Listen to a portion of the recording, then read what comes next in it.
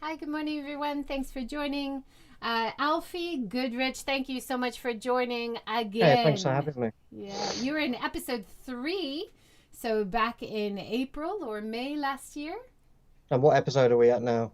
Forgive Now me. we are at 176.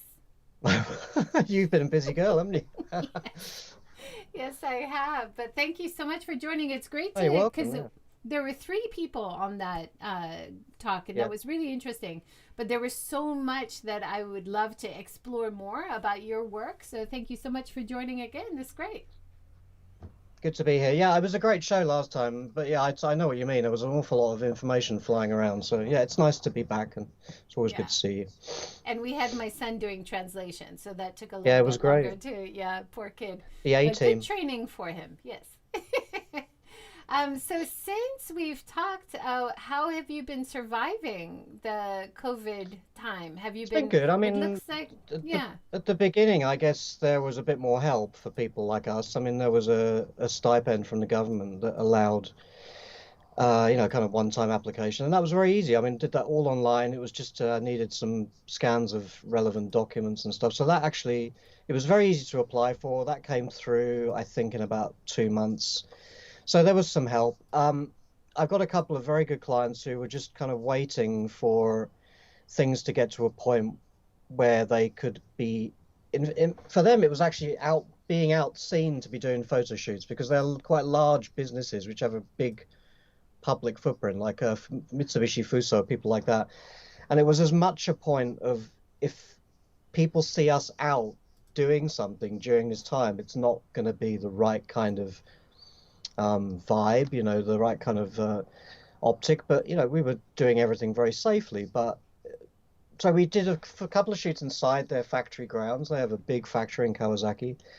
That got me started again with working. And then there's been a little drip of things going on. But yeah, a lot of stuff at home just generating new things and trying new avenues. So it's good for the brain, but it's been a bit of a challenge. yeah. It looked like you were doing some editing work. You launched a beautiful calendar. Should we talk about the calendar? Yeah, yeah, why not? Yeah. So coffee, I kind of peripherally noticed that they existed before, and I really hadn't looked into it because I wasn't necessarily thinking about downloaded products, but that just seemed to really it seemed stupid not to do it because it was, it's easy to set one up and they have a good little shop. And it was the right time of year to think about doing a calendar. So, and yeah, calendars are, I don't know, it's useful, eh? So, Absolutely. And beautiful. And you decided to do a digital version. Can you take us through the months and tell us the shots? I've got the pictures here for January. A beautiful January, I think, is the old snowy. bridge, isn't it, in the snow? I'm Yeah. trying to get the second screen up so I can actually see what you're showing. It's a snowy bridge. It looks like Yeah, it's now, just fallen. big thing for me about that picture is that that bridge always been there in the street over from where we live, but it's gone now. They they literally cut it up and took it away because it was old and rusty. So that not only was kind of a nice snowy picture that I did shoot a while back in a January, but it was kind of nice and natsukashi now because that bridge is gone. So yeah, that was just one night a few years ago, me and the camera having a little walk around the neighborhood, and bridges are always fun, and that the lighting on that I think it was just a lovely spot. Yeah, gorgeous. And Yeah, February looks like the Swans. yeah. Now that was where was that? Kusharo, Lake Kusharo up in Hokkaido. So I was up there. Um, I guess that's 4 years ago now, 3.5 years ago, shooting for the national parks and the JTB. And amazing place. And like a lot of those trips that I did for them, you've got so much to cover in a day. So you get somewhere and you just get excited about it. And then somebody's banging their watch going, "Ah, sumimasen, jikan nai desu kedo." And and I was like 2 minutes and I've got this incredible scene in front of me. It literally took about 10 shots of it and then had to jump back in the minibus and go somewhere else. But Yeah, that's life, gorgeous. yeah. I mean, Yeah. And just you're got to get the using shot. what kind of camera here? Do you remember? That's a Nikon D800 probably. So it's not a new camera. I've had that camera for quite a few years, and it's been rebuilt a couple of times by Nikon. I just like it, and I like the color that comes out of it. And I tend to use my gear until it's dead, and then I'll get something else. I'm not always living on these kind of websites where you looking for the next big thing coming. And Um, then I love this shot for March. It looks really, is it although early morning or late at night on the I lake? haven't got this. I haven't managed to get my second Okay. screen running. So that's the one of Joe on the my son on the pier. Is it black and white shot? No, it's just the water and the mountains and the clouds. I'm gonna Okay. just pull up a folder on my computer so I can Yeah. see what you're looking at. The wonders of technology. Yeah. So April, Um, you've got the flowers, but March, it's quite a dark shot. yeah, here we go. The I'm now water. connected to my splendid. Right. Now I know what you're actually talking about, which Okay, is great. sorry. This is so it's the same place that I was thinking about. I thought you had a shot of my black and white shot of my son up there, but actually it's the same place. So that's Motosuko, so Lake Motosu up in the Fuji Five Lakes area, and that is morning, yeah, like super early morning. Kind of bleary-eyed getting up from camping, I think, as I recall. But that's an amazing place, and it's not the end of the lake with the view of Fuji, which is on the back of the 1,000 yen note. It's just round the corner at a campsite with a few less rules, so it's a bit more relaxed. Yeah, beautiful. And then April with the flowers.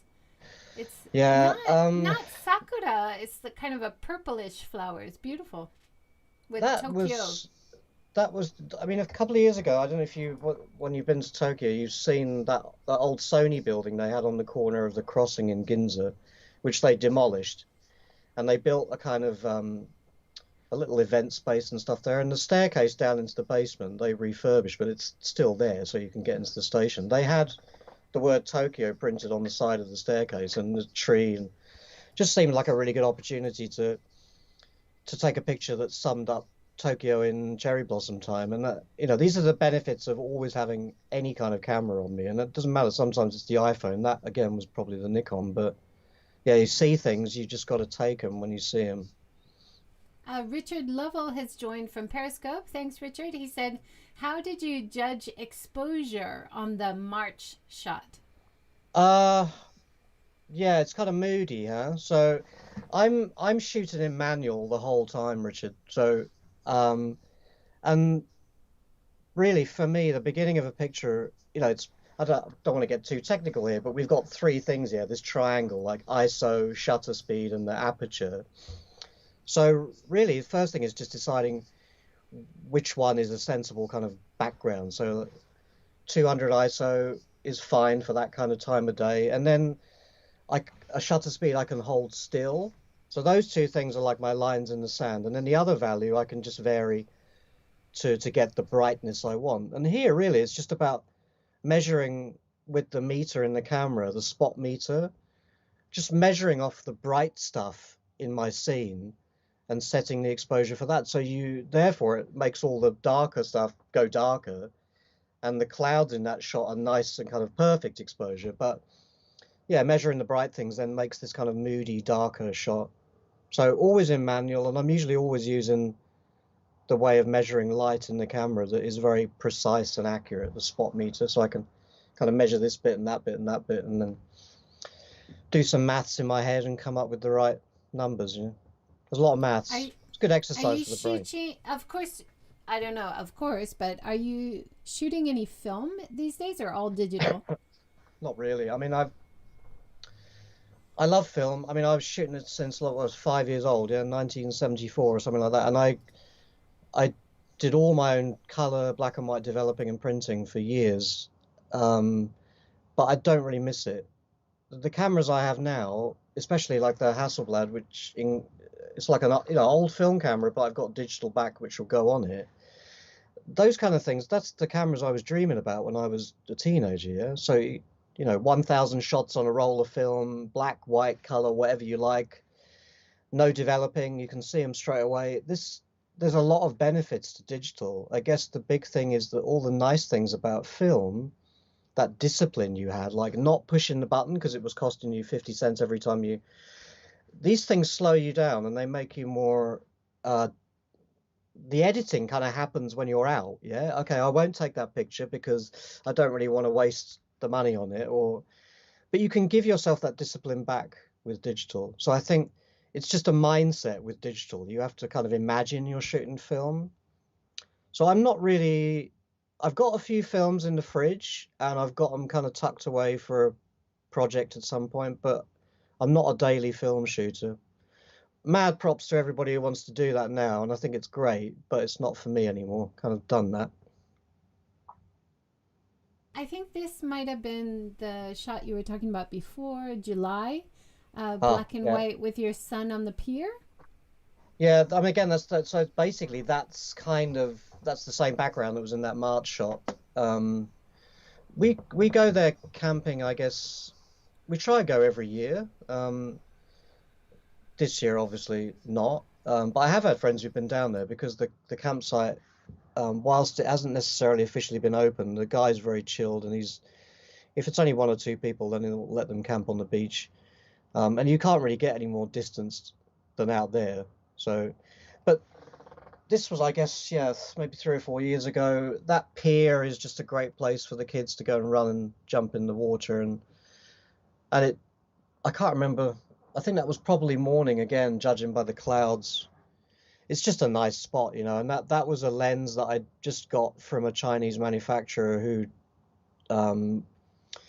they actually make industrial lenses, like for factories and machines and stuff like that. They've gone into consumer products with this first lens, which is 35 millimeters, so it's quite wide, but f1.2, so that's about the biggest aperture you can get. And I was just testing it out, and that seemed like I mean, the weather there's always interesting, and so for that picture, yeah, basically it's biggest aperture you can get, which creates that kind of dreamy blur. It's a nice lens. Gorgeous. And then I've kind of showed some other shots. The June one is a cityscape.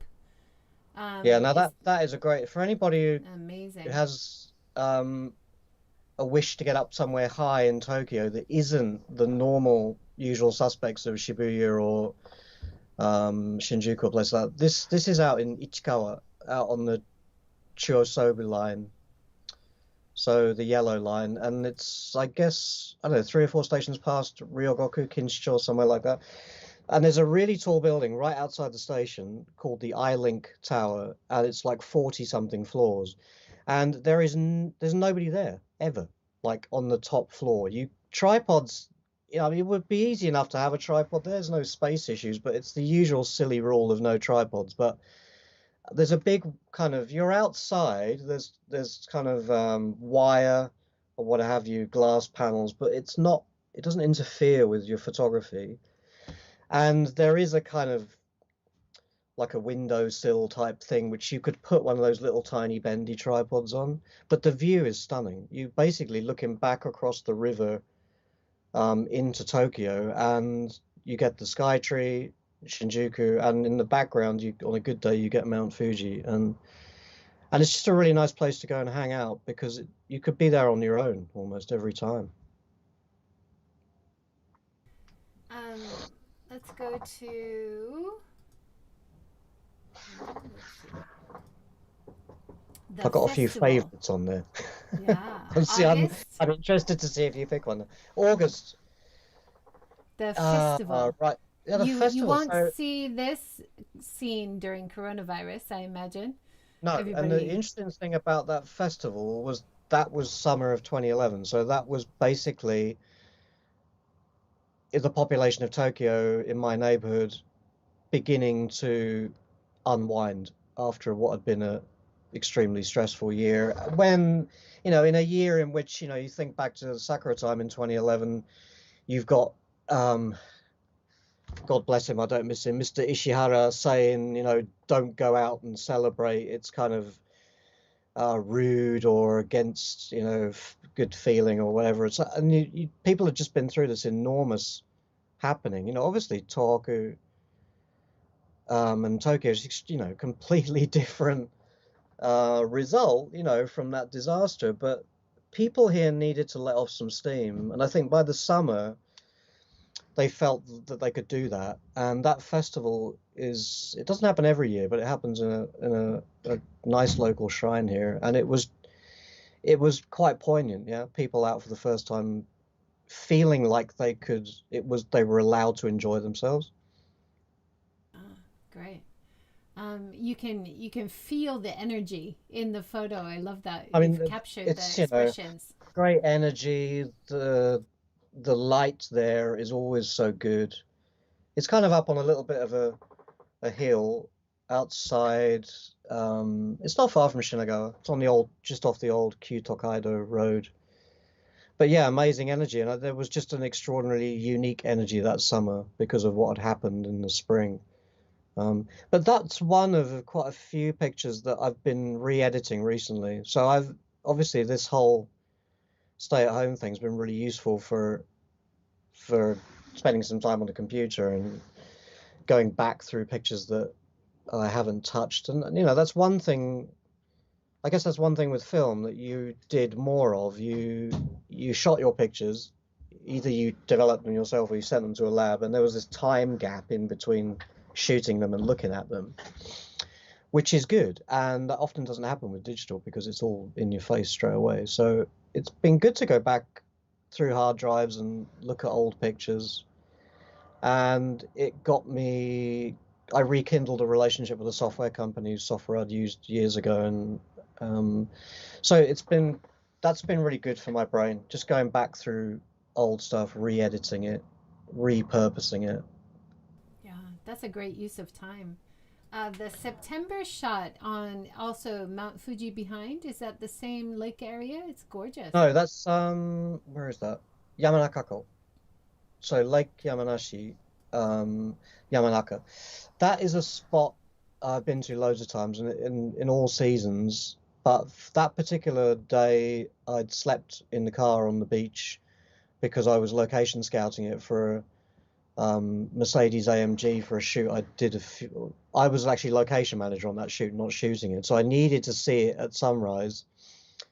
And it turned out that the weather around the time we actually needed to do the shoot was dreadful and typhoon back end of 2019, and we didn't use this location. But on the scout, I got one of the best shots I've ever got at that place, and you get this amazing what you see in that picture, the Aka-Fuji. You know, so when the sun comes up behind me, it shines on the peak, and yeah, it was like maybe 3 or 4 Oji-san down there, you know, with their tripods out, and that made the perfect thing to have in the foreground in that picture. You know, so much with landscape photography is about having layers that pull the eye into the scene, and having that guy in the foreground basically makes that shot. I think it just would not be the same without him. Gorgeous. Richard says September is wow. Thank you, Richard. Yeah, I agree. I don't really pat myself on the back too much when I get shots, you know, but that was it was a great morning because I slept on the beach in the car, got my little stove out and made myself a coffee, and then that happened in front of me, and couldn't have been more perfect. So yeah, And then you gotta put in yeah, the effort to get the good shots, you know, yeah. especially And when then weather and Mother Nature's concerned. October as well. October is also Mount Fuji pulling clouds It off is, the and that mountain. Amazing. where was that? Kawaguchi-ko. So on one side of Kawaguchi-ko, there is a place called, I always get this wrong. It could be called Oishi or it's Oiso, but something about, maybe it's Oishi, but it's a lovely little place where in the spring and certain times you get the cosmos, and then you have this lovely tall grasses by the lake. Yeah, and just super moody Mount Fuji. Big lens, like 200 or 300 millimeter, I think, and just focusing on the cloud action, because that always fascinates me. You know, you've got this. It was a beautiful day at lake height, warm, no wind, and then there's all this drama going on top of the mountain, which is. So there's always a big lens in the bag if I'm out shooting landscapes, because it just makes a different kind of shot entirely. That's gorgeous and so clear and crisp. You Yeah, yeah, that lens is well old, done. but it's sharp as a razor. You know, Great. I'm gonna have that. November. I'm gonna be buried with that lens. I love that. November is the beautiful autumn leaves with a tiled roof behind.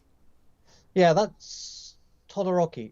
So the little shrine at the top of Todoroki Ravine in Tokyo. So that was a shot I did in the run up to getting back out and doing some workshops. So I actually did a workshop up there at the very beginning of December with some students, and yeah, I love that. The roof is quite a steep angle, so it almost looks like it's right behind. But again, it's a little bit of a longer lens, and it compresses the perspective. That's a great spot, though. I mean, it doesn't feel like Tokyo. You know, Yeah, it's one of my little we're gonna relax. introduce your Todoroki afternoon walk a little bit later. It Nice. looks like a fantastic area that It you was introduced. it's a really great area to explore, and it's just one of those places within, you know, you're in Tokyo, you step into that ravine, suddenly it's like, wait a minute, did I just step through some kind of portal or something into it? Yeah, it's a great place to unwind. Wonderful. December, another cityscape. Looks like an amazing vantage point of Tokyo. Yeah, one of the best vantage points there is, which is called a helicopter. So, I have a friend who is so ridiculously tall that the kind of annual trip he does in a helicopter, he has to get the three seats, so pilot and two passengers, because he just doesn't fit in the other helicopters. So basically, there's kind of a spin the bottle between all of his friends as to who gets to go up with him. And that year it was me. This is like, I think 2015 or and it's yeah, I've been up in helicopters quite a bit, luckily, partly to do with my job and some other reasons, but it's always a great vantage point. And that was December, just one of those beautiful, clear, cold days. We have the doors off the helicopter, so you need to be togged up, yeah, because it's cold. And but yeah, surprisingly not that crazy cold. As long as you stay out of the slipstream, then you're not too cold. But that's the only way really to shoot from a helicopter. So everything's strapped on, no lens caps, no lens hoods, everything's mask and taped down, and you're basically, yeah, just sort of hanging out the side of a helicopter a couple of thousand feet above Tokyo. That's Doesn't get much amazing. better than that. Yeah. What time of day was it? Was it sunrise, sunset? Sunset. So basically we took off, the sun was still, I think, just above the horizon, and then the half hour, 40-minute duration of the trip basically takes you through to just about that blue hour, you know. And great people to fly with. The guy is ex JSDF, an ex Navy pilot, and he really knows his stuff. And they let you plan your own route. But obviously that kind of view, I guess we were over about Shinokubo near Shinjuku, somewhere like that, and you just perfect, you know, with Fuji in the background. And you really get an idea of how big this city is when you get up that high. Yeah, there really is a sprawl. It's Tokyo is extraordinary. quite a big sprawl. Since you mentioned Todoroki, Mm. can you take us through that workshop area or an Yeah, no, I've got it's afternoon stroll you introduce on your website? we I've done a few workshops up there, but that day we started at Kuhonbutsu, which is a couple of stops down from Todoroki, and there's an amazing shrine complex there. And spent a few hours there, and then wandered through to Todoroki. So it's, I guess, about, if you wanted to do it um, with purpose, you could probably walk it in 15 minutes, but we took our time. And then very near the station in Todoroki, you've got this little bridge over a road and steps down into the ravine, and from there, really, you've just dropped into the countryside, and it's a little narrow, but the path is all recently remade, so it used to be quite muddy down there in places, but now it's paved, nicely paved, and they've done a nice job of it. It doesn't, it fits in with the environment. And you've got a little, walk along, and then there's one shrine at river level, and then you go up the stairs, and there's a top shrine. The great thing about that being that once you get up to that top shrine, your eye level is canopy level for the trees. So at autumn, you've just got the most amazing vantage point. And then you get these ginkgo leaves, which have just fallen everywhere up there. Nice little shrine buildings. So that's an escape for me. And that workshop really was kind of, I want people to get pictures of the nature and enjoy the place. But the idea that day basically was just to string a narrative together between the two locations we'd shot. And I then will make a kind of little online magazine for people with people's work. That's beautiful. And it sounds like in the walk tutorial, the workshop, you also do some with your phone. Yeah, I'm shooting with my phone shots. a lot. I mean, there was, I think, many years ago when the iPhone first really made a big splash. There was a guy who made this app. It was like the best camera is the one you have with you, But I may often be out with 3 cameras in my bag. So for me, the strapline isn't quite as jumpy, but it's kind of the best camera is the one out of all the ones you have with you, which gets the job done best, So the phone is amazing. So I will often just use the phone. And for the workshops I do for Japan Education of the Arts Association, often I will just take my phone and I will just shoot with my phone. And if I need to demonstrate something else, I'll grab one of the students' cameras and shoot a picture with it. Because if they can see that picture and think, wow, the next wow is, but he took that with my camera, so I must be able to do that. I think that's the most powerful part of teaching. It's not me showing people how amazing things I can do with my cameras. It's shooting stuff with my phone and showing them you can do that, but then taking their camera and shooting a picture with it, and making it obvious that it's not about the camera.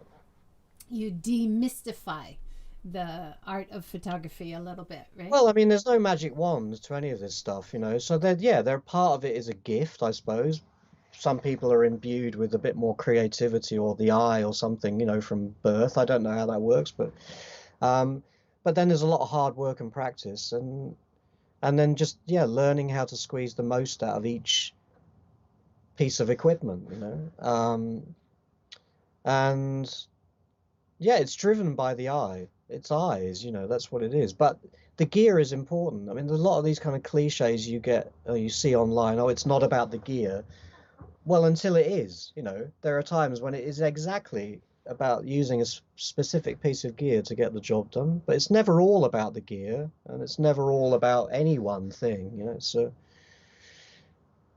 every craftsman or worker or whatever is always basically just learning to use the tools and then kind of forget about thinking about using them, and you're just naturally able to look at the world and with the right piece of equipment create the picture you want.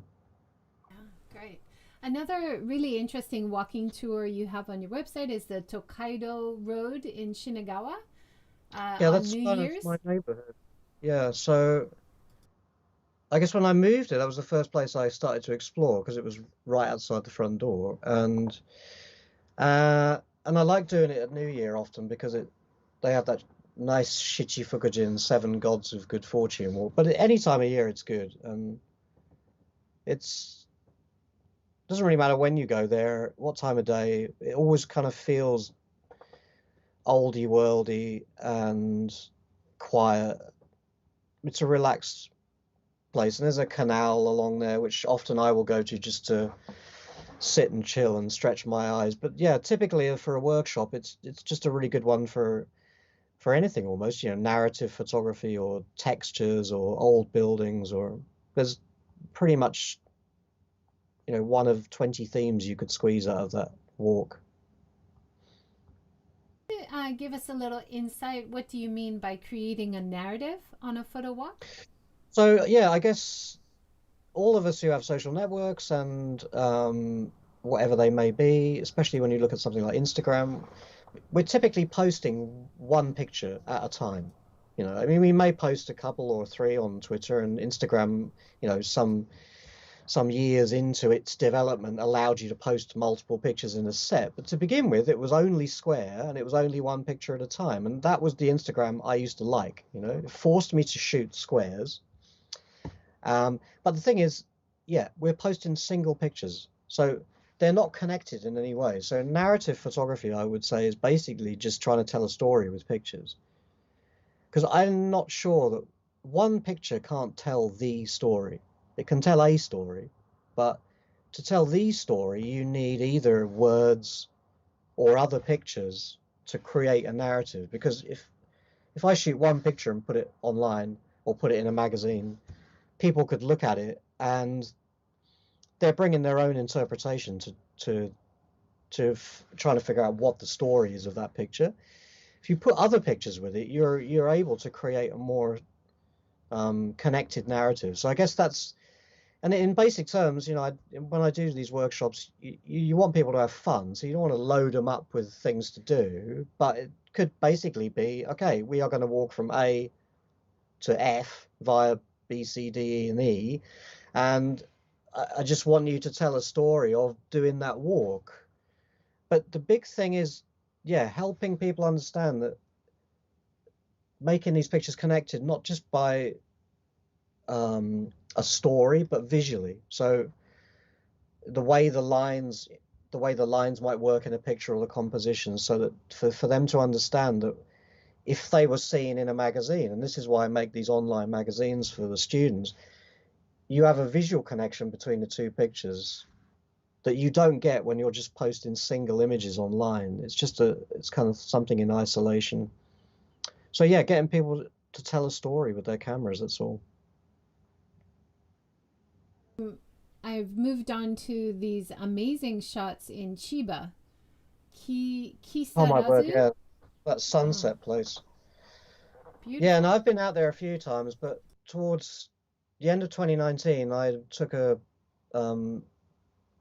couple who were in the country from the UK, and I did a kind of whole route with them and down the Boso Peninsula. But the plan was to arrive back at this spot because it just seemed like the weather was going to conspire to give us the kind of sunset that you see in those pictures. And it just, I, yeah, it was jaw dropping, you know. And I've been out there another time since during the lockdown. Me and my boy just grabbed one of these share cars from outside and just took off over there. And there's nobody out there. Good place to just you know, contemplate and get some space. But it has the most amazing sunsets. And in the distance, you've got the steelworks and a refinery, and then you've got these telegraph poles, kind of electricity poles going out into the sea.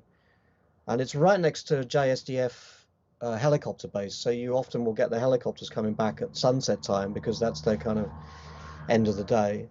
So there's a bunch of things there. But that particular 2 days that those pictures came from, the sea was flat calm. There was no wind. So the reflections were just, I mean, there was a few minutes where I was almost incapable of taking a picture because it was just trying to take in what was in front of me. Yeah, stunning. And I like how you've incorporated all the sticks and poles and wires. Usually that's a photographer's nightmare, is trying to avoid those, but you've incorporated them Well, I into have this those days beautiful too scene. where Yeah. I really wish that things weren't there. And often that's when I'm shooting with a bigger lens and what I'm shooting is a long way away, but there's wires in between me and my subject, you know. And yeah, I have those times too. But the fact is that a lot of the time there's nothing you can do about it. So you've just got to try and think about how to use them. And there, it's part of the charm of the place, you know. It's a bit like that place in Kyushu, Nagasaki, near down there, where that road goes out into the sea. It's a bit, you know, Spirited Away, or when she's on the train in that Miyazaki movie, you know. Here's the same, but the thing is here, obviously, yeah, all these little poles, I think, probably they do a lot of nori cultivation out there, but it's a bit further out. So I'm not sure what all those little wooden poles are, but they all look so great, you know, and the telegraph poles just, you know, create this line that steers you into the background of the picture. And anything like that, I think you should always think about how you could use it. It's about, you know, you've got to create a frame to get people's attention. And then when you've got them there, you've got to steer them around the frame to look at different things and keep them in the frame. So yeah, there has to be a bunch of things that lead the eye around the picture. Yeah. And time of day, I noticed on your Todoroki walk, you say the best time is to leave at 2:15 p.m. and A then you bit have the precise. afternoon into the evening, twilight and sunset. So is that your favorite time to shoot, like late afternoon? That ravine, it's not too long a walk. So once you get down into it, even if you take your time, it's not going to take you more than an hour and a half to get along it. And a great time to arrive at that top shrine is when the sun is starting to go down because you get the backlight through the trees and the color of the light is it's the best time of day. So yeah, it's that top shrine at Todoroki is a great place to get to in that lead up to sunset. Once the sun goes, and it goes around there fairly quickly, you know, it's not really a blue hour place. It's that kind of hour that leads up to the sunset that's really the best time to be there. Uh, so you're really talented at both people and landscapes. Do you have a preference shooting with models and people, or Depends. Sometimes you don't want anybody to answer back, so the landscape is better. And then sometimes you want to be around people. So I love people, and I grew up shooting music almost exclusively to begin with, you know, for people like Glastonbury and Peter Gabriel's WOMAD festivals and stuff like that. So I love people. But sometimes it's, you know, it's good just to be on your own in the middle of nowhere with a landscape, or be in the city walking around looking at stuff on the floor and making pictures out of that. So yeah, I think I would hope that what my students get from me is variety and the experience of shooting all sorts of different things, from shooting national parks for landscape pictures to shooting trucks for Fuso to, you know, following Prince William around for 4 days in Japan, you know, and shooting more kind of news photography or fashion. So within Tokyo and around Japan, there's probably not that many genres I haven't had a go at, and that's yeah. So that's a lot of fun for me, and it's also good for the students because I'm not just shooting one thing, so I can help people, whatever their interest, hopefully get something better with the stuff that they like shooting.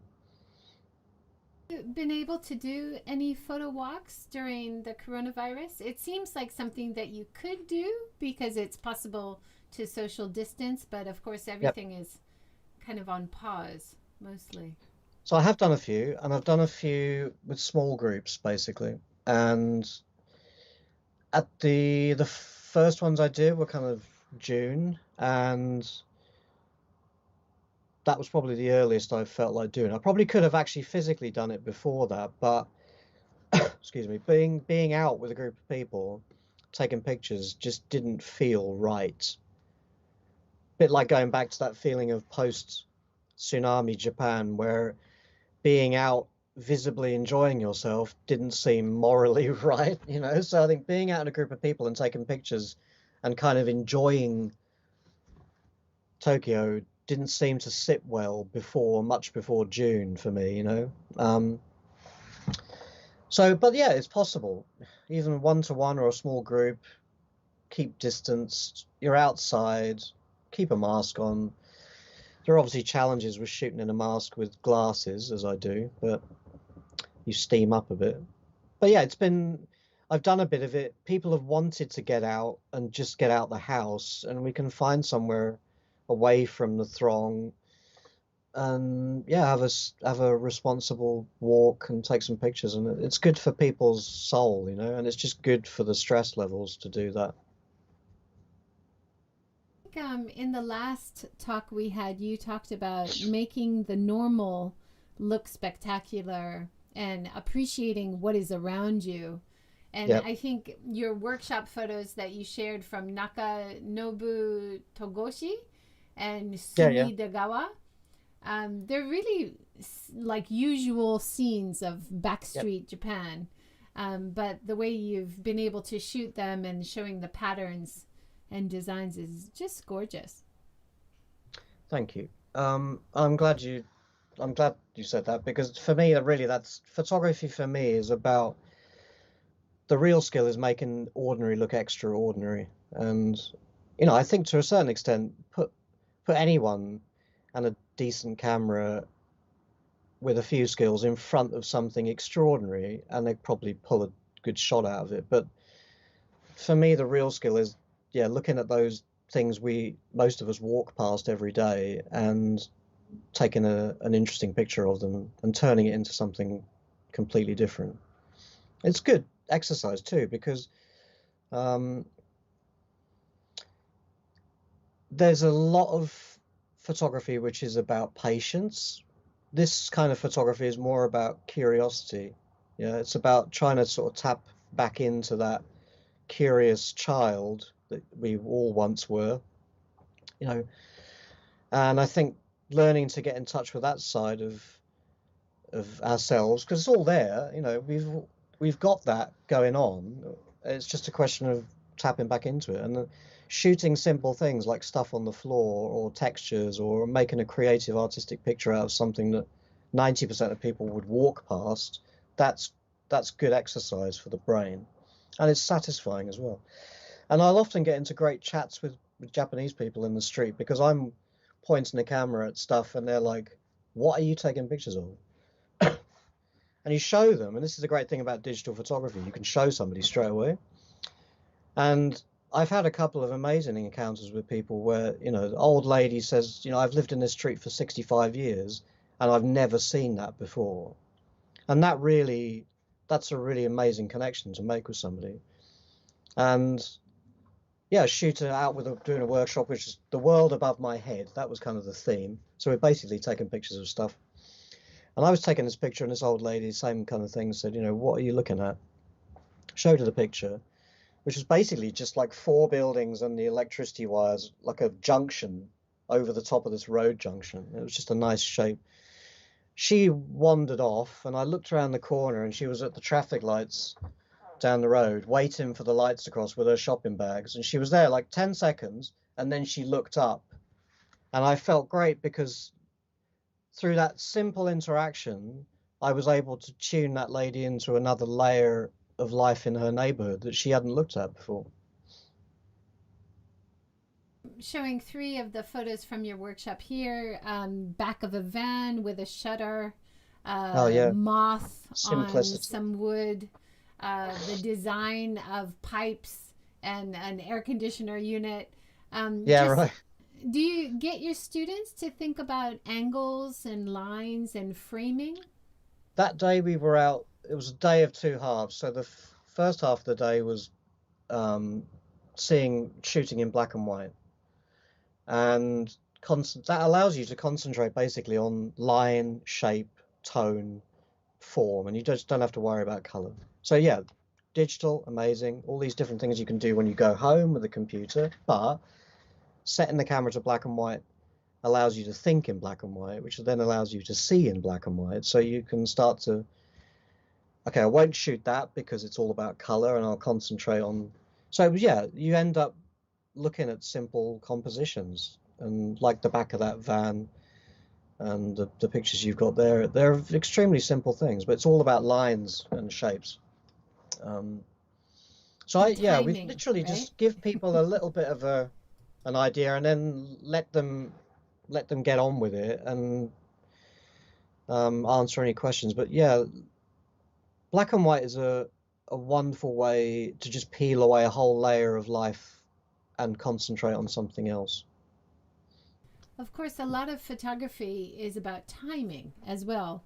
Are there any Right. places that you might take students and just wait and tell Yep. them, yeah? Yeah, and even if we're doing something which is more about walking from here to here to here, that always trying to get people to, as soon as you arrive in a kind of new setting, just take the first couple of minutes just to see, just to watch what's going on. You know? So I think um, one of the big things about photography is learning to look into the world and not just at it. Because if you want to get pictures that tap into something of, you know, the moment in a place, you've got to watch what's going on first. Um, and as you get better with the camera, it takes you less time to watch the world, to figure out what's going on, to figure out what might be the best place to go and stand to get the picture. Because that's one of those skills that when you need to be doing it for a job and doing it quickly, like, yeah, shooting Prince William meeting Mr. Abe for the first time, I'm 4 cars back in a convoy, and by the time the prince gets out of the car to shake Abe's hand, and bearing in mind we've all stopped at roughly the same time, I've got to get all the way around 4 cars and be in exactly the right spot to get that moment. And so imagining a scene from various angles, it's a bit like an out-of-body experience. I can stand in a place but imagine it from every possible angle at the same time, which allows me to figure out which place to go and put myself to get the best shot. That would be really hard. You've had experience in the music industry, and sometimes you do looks like music covers. Yeah, Is that this mhm, a different that kind of lady, photography? I yeah, my that was my life for 10, 12 years, and I don't really do so much of it anymore. But yeah, I shot Mr. Children a couple of years ago for their album cover and everything. And this lady, she's actually a daughter of one of my clients. Yeah, so she is the daughter of a writer client which I have, and this is kind of her first foray into creating a product with her music. So she's done couple of little videos, and so basically she had all these different ideas. So we had to kind of figure out, it's not about dumbing somebody's enthusiasm down. It's just about putting it through a filter into which I can think, okay, turn the images inside this person's head into something that everybody can look at, you know? And that's kind of photography in a nutshell. But when you're doing it with a client in the studio, so we shot loads of portraits of her in the studio, and then we shot a bunch of stuff outside, and that we did that in June. So that was pretty much the first shoot I did after kind of this initial period of staying at home. Um, we got a lot of amazing atmospheres out of this little studio I use in Yokohama, which my assistant owns, and that was a really good exercise after a couple of months of getting used to this kind of new life that we all have these days. But yeah, that's her first foray into music as a product. So it's not yet out, so we're still fiddling around with it. And she's actually, I think, now at the point where she's figured out she's going to release tunes online across a period of months, and then the album will sort of come as a gift to her supporters at the end of all of that. So she's a pretty clever girl, and she's got lots of ideas, and she's only in her early 20s, so it's always good to be around people that young who have that kind of energy. Yeah, definitely exciting. Good luck to her. You talked earlier about doing a lot of editing in the camera.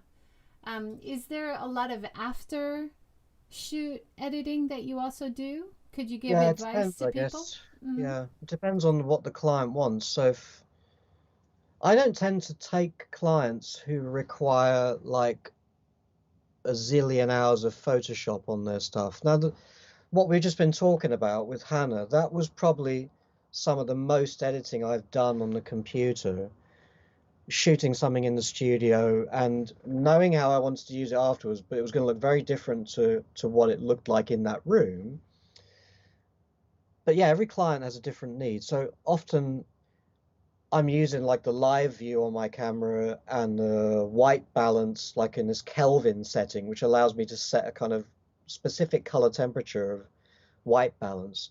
And with the live view, so I'm either creating something that's as it looks in the real world, or a bit warmer or a bit cooler, because a lot of that mood of a shot, outside shots, is the color and getting the white balance right.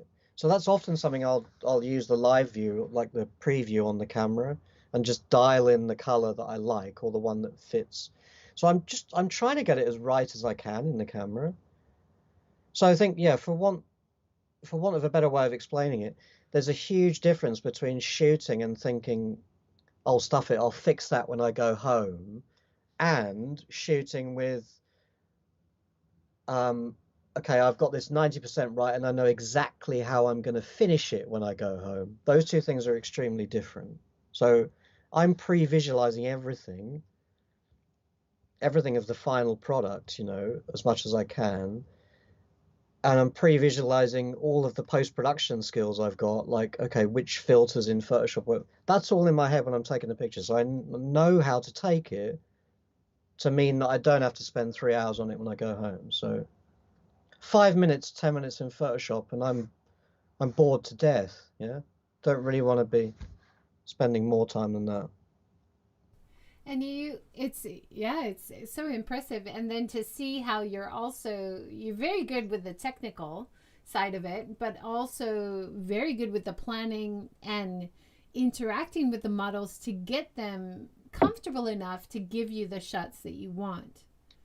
People photography is 99% people skills, and the rest of it is the technical stuff. Yes, you got to know the technical stuff. You got to be confident, but you got to draw people out of themselves. Some not. I mean, even a lot of the famous people I've shot pictures of, then they don't really like having their picture taken. Yeah, they just it just happens a lot to those people. But then, if I'm shooting just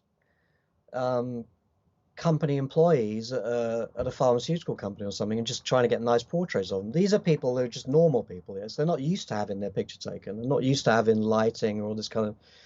So you've just got to make a connection, and there's various ways of doing that. Some of it's a bit of comedy. I might leave the lens cap on and go to take a picture, and just to break the ice, or tell people, do you know why I'm a photographer? And they go, no, and I say, well, because I hate having my picture taken. So it's, yeah, there's a bit of it's you just got to interact with somebody to get them to relax, or to get them to show you something that you can then take a picture of and show back to them and go, well, okay, yeah, that's me. You do a lot of work with students, university students doing workshops. Do you want to talk about that a little bit and the Sticky magazine? Yeah, I haven't. I'm working on another one now, which is just taking time because of various things that are going on. But I've got a bunch of students over the years who are all completely different. Some of them are students, university students. I've now got a bunch of walks and workshops I do for an actual kind of association of arts education. But who, irrespective of who they are, try to do this magazine because it goes back to that thing we were talking about earlier of people always posting single pictures online. They never get the opportunity to see them together, like across 2 pages, or used in a layout that creates a narrative. So getting people to shoot with the idea that they need to shoot vertically if they're going to create a cover, and they need to think about where the masthead text is going to be, and a double page spread might be where they would use a horizontal picture, but you need to leave some negative space for text. All these kind of things. It's just really good to get people just thinking more about what they do. And the end result is that they get to see something real made from their work. Even if it's online, you can flip the pages and two images across 2 pages have a dialogue with each other. People begin to understand a lot more about what photography is capable of when you can see it used in another medium than just like hanging a picture on a wall, or pinning it onto an internet page. We have 5 more minutes. Any projects you're hoping to do this year, or anything Well, looking I've done a forward? few things for Fuso. So I think in those pictures you had, there's a few pictures of trucks, which was a so there's a bit more going on for them probably. I've got something coming up for a supercar company who shall remain nameless at the moment, but that's a bit of a challenge because it involves various locations through Kansai, and planning and logistics at this time is a little bit tricky, as you can imagine. I've got a magazine that I'm making at the moment, which is a result of students' work from 2 workshops, so I've got that I'm putting together. Other shoots, there's a few shoots coming up for pharmaceutical companies which I work for. That's kind of mixture of stuff for HR department and just looking at stuff in the factories and taking pretty pictures of it. But that's all been postponed because of this state of emergency, and they're obviously hypersensitive to it, the rules, you know, they're a drug company. So we just wait until the end of Feb to do that. So there's a few bits of, I would call, real work that are going on, and then the rest of it is just me doing some workshops and walks, and then for myself just trying to keep the brain turning. You've got a lot of great resources on your website. People can see your products, which are now for sale, the digital products like the calendar, the desktop art on Ko-fi. So we'll have all those links below. Thank you. I love, you're so generous with a lot of the information on the photo walks and everything on Japanorama. I think that's a great service. People can get a lot of information for free from your websites. Yeah, I've never advertised on my websites. I've been making websites for 20 something years, but yeah, I guess the thing is, you know this, Joy, because you're a mother. You know, when you're a parent, your concept of giving is a given. You know, it's like I'm not like with my students, same as my kids. You know, I don't want them. It's not about holding people back. It's about giving people encouragement and giving people something. Not just because I want to give something back, but I don't want my students to end up worse photographers than me. I want them to end up better, you know, same as my kids, you know, they're version 2.0 or whatever. It's yeah, and you get plenty back, you know. At the end of the day, I've had a few people in the past say, you know, well, I wouldn't really want to teach because I'm just afraid everybody's going to take work away from me. I'm like, dude, like the most amazing thing is if one of my students takes a job from me. That's like the most. But yeah, the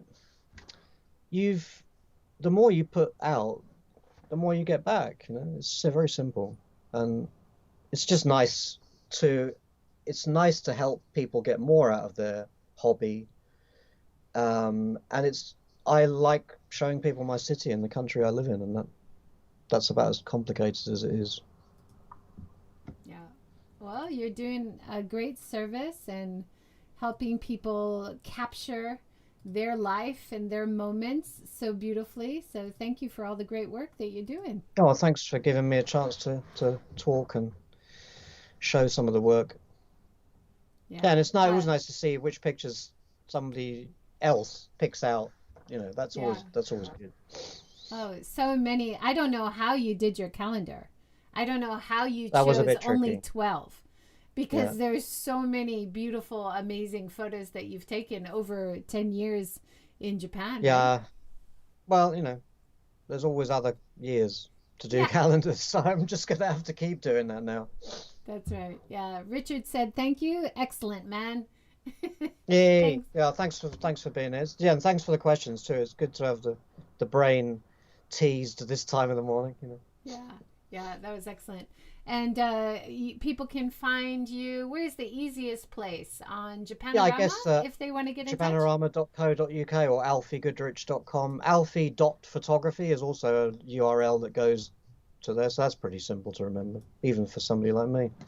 And from there, there's a shop, and so yeah, if you get to one website, you'll pretty much find everything else. So. And you have a YouTube channel with some videos there.